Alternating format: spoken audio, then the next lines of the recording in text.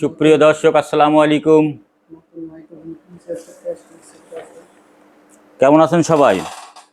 আপনাদের কাছে আমি 4টা প্রশ্ন করব, আপনারা 4টা প্রশ্নের উত্তর দিবেন।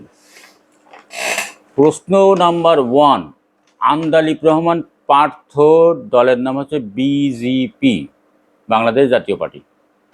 একটা হচ্ছে জাতীয় পার্টি নাঙ্গল আর একটা বাংলাদেশ জাতীয় পার্টি।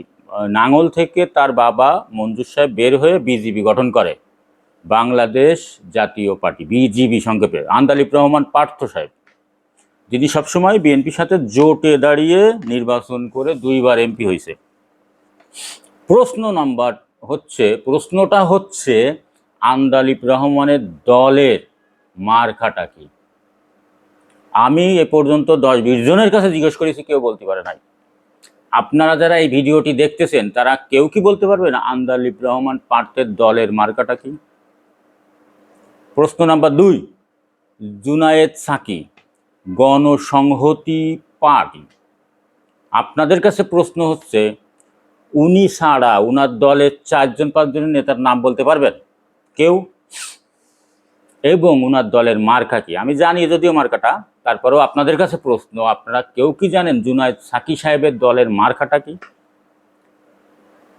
প্রশ্ন নাম্বার 3, মাহমুদুর রহমান মান্না সাহেব, উনি একজন খুব ভালো মানুষ, কোনোবার এমপি হতে পারেন নাই, উনার দলের নাম কি জানেন? মাহমুদুর রহমান মান্না সাহেবের দলের নাম আমারই তো জাতীয় নাগরিক পার্টি নাকি এই জাতীয়। উনার দলের মার্কাটা কি? প্রশ্ন। আপনারা যারা রাজনীতি নিয়ে গলা ফাটান, এই যে শত শত নিবন্ধন জমা পড়ছে, কিছু লোক পাইছে কিছু লোক পাই নাই, মাহমুদুর রহমান সাহেবের দলের মার্কা কি বলবেন? আর একজন নুরুল হক নূর, এটা গণ অধিকার, রিসেন্টলি নিবন্ধন পাইছে, তো আপনারা হয়তো অনেকে পারবেন, ট্রাক মার্কা, গণ অধিকার পরিষদের।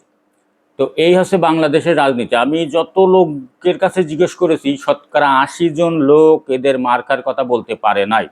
আমার মনে হয় আন্দালিব রহমান পার্থ সাহেব নিজেও ভুলে গেছে, কারণ উনি 2বার এমপি হয়েছে, 2বার ধানের শীষ প্রতীক নিয়ে এমপি হয়েছে, তো উনি নিজেরটাই নিজে ভুলে গেছে। এখন প্রবলেমটা হচ্ছে, ইনারা বিএনপি জোটে পদপ্রার্থী, যেহেতু এইবারের সংশোধনে বলা হয়েছে যে জোট করলেও যে যে দলের লোক হবে তাকে সেই দলের প্রতীক নিয়েই নির্বাচন করতে হবে, তারা ধানের শীষ পাবে না, টেরাকলা ধানের শীষ পাবে না। এবং ওদের মার্কা আমি বলবো না, আপনারা বলবেন, ঠিক আছে? জুনায়েদ সাকির হচ্ছে এখানে টুকা, আমাদের গ্রাম্য ভাষায় বলে টোকা, আর এর সাধু ভাষা হচ্ছে মাথানল। টুকা যেটা বলে কৃষকরা মাথায় দেয়, মাথানল। আর এই আন্দালিব রহমান পার্থরটা আমি বললাম না, আপনারা কমেন্টসে বলবেন কে জানেন, কেউ গুগল করবেন না, বেসিক আইডিয়া থেকে বলবেন। ধন্যবাদ সবাই, ভিডিও বড় হয়ে যাচ্ছে, ভালো থাকবেন।